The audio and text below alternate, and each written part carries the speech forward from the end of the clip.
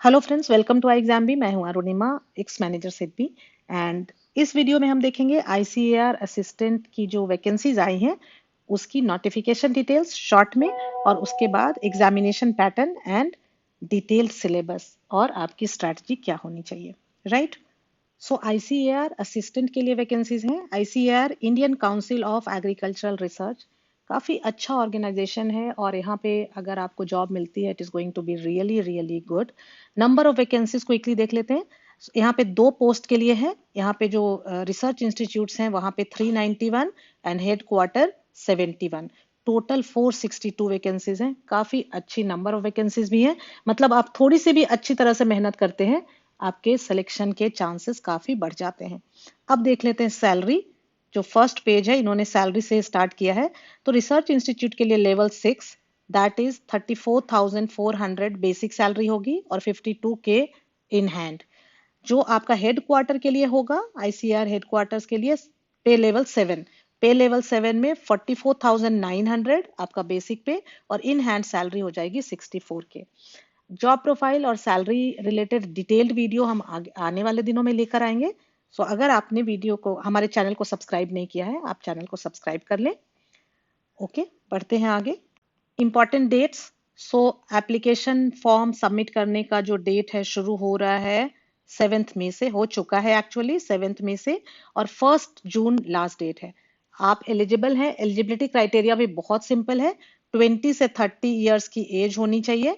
20 से 30 साल के बीच में आपकी एज होनी चाहिए, और आपका ग्रेजुएशन होना चाहिए।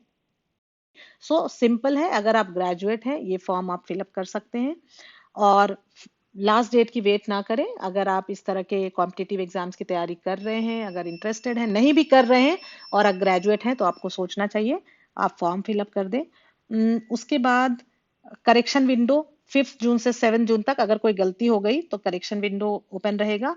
जो प्रीलिम्स और मेंस, 2 फेज में एग्जाम होगा, प्रीलिम्स और mains.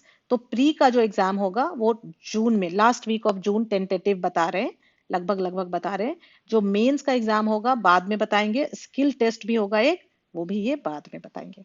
Okay. So age 20 to 30 years है। क्वालिफिकेशन सिंपली यहाँ पे करें बैचलर्स डिग्री। हालांकि ये बता रहे हैं कि आपको अपने परसेंटेज ऑफ मार्क्स इंडिकेट करना पड़ेगा। जहां पे परसेंटेज ऑफ मार्क्स नहीं दिया जाता है वहां पे सीजीपीए ओजीपीए आप इंडिकेट करेंगे। और राउंड ऑफ नहीं, आपको राउंड ऑफ नहीं करना है। मतलब 39.99% भी है तो आप 40% उसको नहीं लिख सकते, तो राउंड ऑफ एक्सेप्टेबल नहीं होगा। ये एक इन्होंने मेंशन किया है। लेकिन जो एलिजिबिलिटी है वो बैचलर्स डिग्री है। Examination pattern. तो प्री और मेंस, जैसा कि मैंने बोला कि प्री और मेन 2 फेज में एग्जाम होगा, उसके बाद एक स्किल टेस्ट होगा। तो प्री में आपके 4 सब्जेक्ट हैं। ये जो एग्जाम है वो बैंक पीओ से ज्यादा ये एसएससी की तरह है। ठीक है। अगर आप एसएससी सीजीएल या सीएचएसएल से इसको कंपेयर करेंगे तो हद तक ये जो एग्जाम है बैंक पीओ की तरह ना होके एसएससी की तरह है। लेकिन अगर आप बैंक पीओ की भी प्रिपरेशन कर रहे हैं, थोड़ी सी और चीजों पे ध्यान देंगे तो ये एग्जाम क्लियर कर सकते हैं। ठीक है। इसमें इस तरह से आप कर सकते हो, जो ओवरलैपिंग है, जो बैंक पी और एसएससी में कॉमन है, वहां से आप ज्यादा स्कोर खींचने की कोशिश करें। राइट। क्योंकि 100% मार्क्स तो वैसे भी लेके नहीं आना है। अब आप देखो, जो पहला है जनरल इंटेलिजेंस एंड रीजनिंग, अभी हम लोग सिलेबस भी इसका डिस्कस करेंगे। जनरल अवेयरनेस, क्वांटिटेटिव एप्टीट्यूड और इंग्लिश कॉम्प्रिहेंशन। सो 4 सब्जेक्ट हैं यहाँ पे। 25 मार्क्स ईच, और मैक्सिमम मार्क्स 50। मतलब हर प्रश्न 2 अंकों का होगा। यहाँ पे सेपरेटली एलोकेट नहीं किया है टाइम। 1 घंटे दे दिए जाएंगे। 60 मिनट्स में आपको ये 100 क्वेश्चंस करने हैं। तो यहाँ पे आपका टाइम मैनेजमेंट स्किल बहुत इंपॉर्टेंट हो जाता है। यहाँ पे जनरल अवेयरनेस और इंग्लिश को आप फटाफट करके निकले, और जो ज्यादा से ज्यादा टाइम है वो रीजनिंग और क्वांट को आप लगाएंगे। ठीक है। देन मेन एग्जाम के बारे में बात करते हैं। प्री क्वालिफाइंग होगा। एक बार आप प्री क्वालिफाई कर गए, उसके बाद फाइनल मेरिट लिस्ट में ये आपको इसके मार्क्स ऐड नहीं किए जाएंगे। मेन एग्जामिनेशन में quantitative abilities, English language and comprehension and descriptive paper. मतलब मेन एग्जामिनेशन में ना जनरल अवेयरनेस है ना रीजनिंग है, इंग्लिश और मैथ्स और डिस्क्रिप्टिव पेपर। अब जो ये डिस्क्रिप्टिव पेपर है, यहाँ पे आपकी चॉइस होगी, चाहे आप इंग्लिश में लिखें चाहे आप हिंदी में लिखें, पेपर दोनों में रहेगा। ऑप्शन रहेगा, इससे पूछा जाएगा प्रेसी लेटर या एप्लीकेशन, आप हिंदी में चाहें, अगर आपको लगता है आप हिंदी में अपने आप को ज्यादा अच्छी तरह से एक्सप्रेस कर सकते हैं, आप हिंदी चूज करें। अगर आपको लगता है इंग्लिश में कर सकते हैं, इंग्लिश चूज करें। सो दो पेपर होगा, पहला पेपर ऑब्जेक्टिव एमसीक्यूज, ठीक है, और दूसरा डिस्क्रिप्टिव। ऑब्जेक्टिव टाइप में quantitative abilities 50 questions objective type आएंगे, और इंग्लिश के 100 क्वेश्चंस ऑब्जेक्टिव टाइप आएंगे।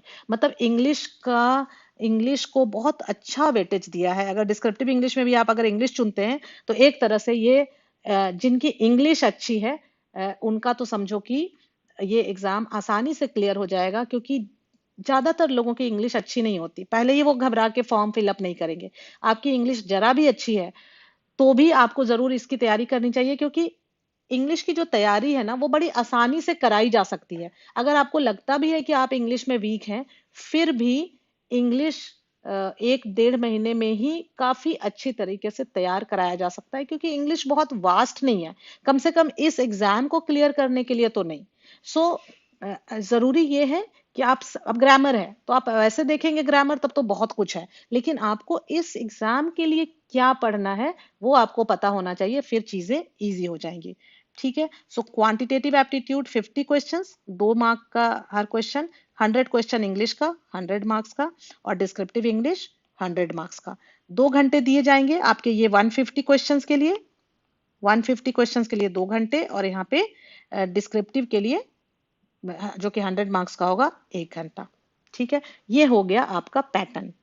अब क्विकली हम सिलेबस देख लेते हैं। तो आप अब अगर देखोगे पहला वाला जो पेपर था प्री का, जनरल इंटेलिजेंस एंड रीजनिंग, तो यहाँ पे verbal and non verbal type दोनों तरह के क्वेश्चन आएंगे, जहाँ पे कि मिरर इमेजेस आ जाते हैं, चाहे नॉन वर्बल टाइप में कुछ ऐसा आएगा, एक दो दो यहाँ पे एक मान लो सर्कल है और एक डैश है या प्लस है, फिर ये अगले में मूव कर जाएगा, मान लो ये यहाँ आ गया प्लस यहाँ चला गया, फिर ये अगले में मूव हो जाएगा।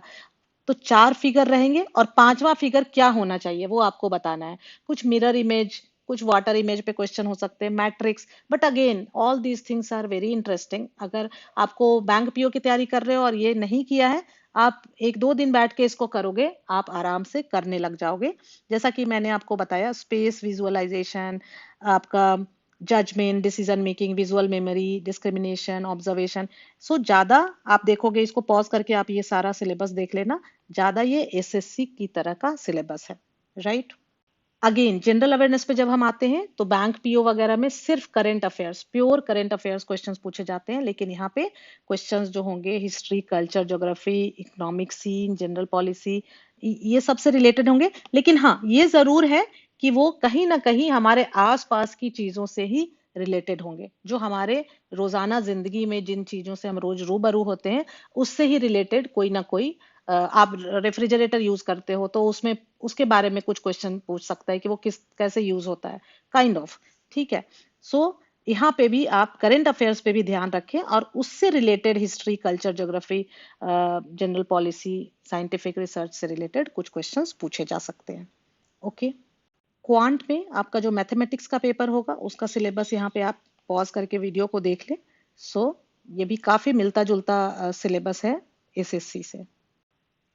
इंग्लिश में इन्होंने जो सब्जेक्ट का नाम रखा है इंग्लिश कॉम्प्रिहेंशन, तो इससे कई बार ऐसा लगता है कि सिर्फ आरसी आएगी, रीडिंग कॉम्प्रिहेंशन, लेकिन ऐसा नहीं है। आप देखोगे एसएससी सीएचएसएल में भी वो नाम रखते हैं कॉम्प्रिहेंशन, और इवन आईसीएआर के भी जो पिछले सालों के पेपर देखे गए तो उसमें वो हर तरह के क्वेश्चन है, एरर डिटेक्शन भी है, आरसी भी है, आपका फिलर भी है, मीनिंग्स भी है, फ्रेजेस भी हैं, तो हर तरह के क्वेश्चंस पूछे जाएंगे। तो इस तरह से आप अपनी तैयारी रखें।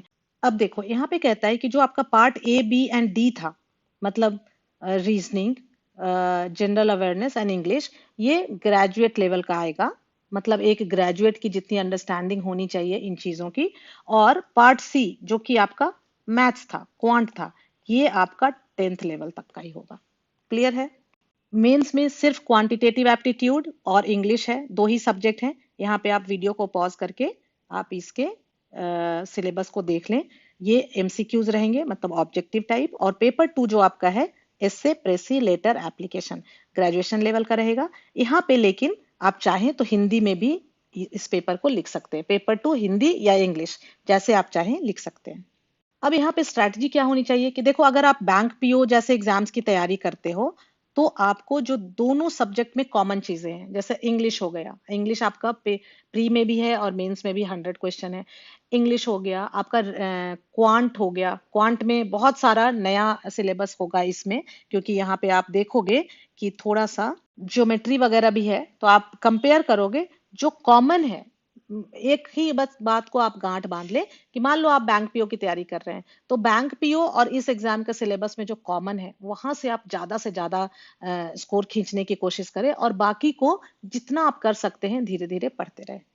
राइट, क्योंकि इसी तरह से चीजें आसान होंगी, नहीं तो आप कहीं ना कहीं, क्योंकि आपको ये ध्यान देना है कि आपको 100 मार्क्स नहीं लाने हैं, पूरा 100% नहीं लाना है, लेकिन साथ ही साथ ये भी है कि lakhs and lakhs of students को पीछे छोड़ना है।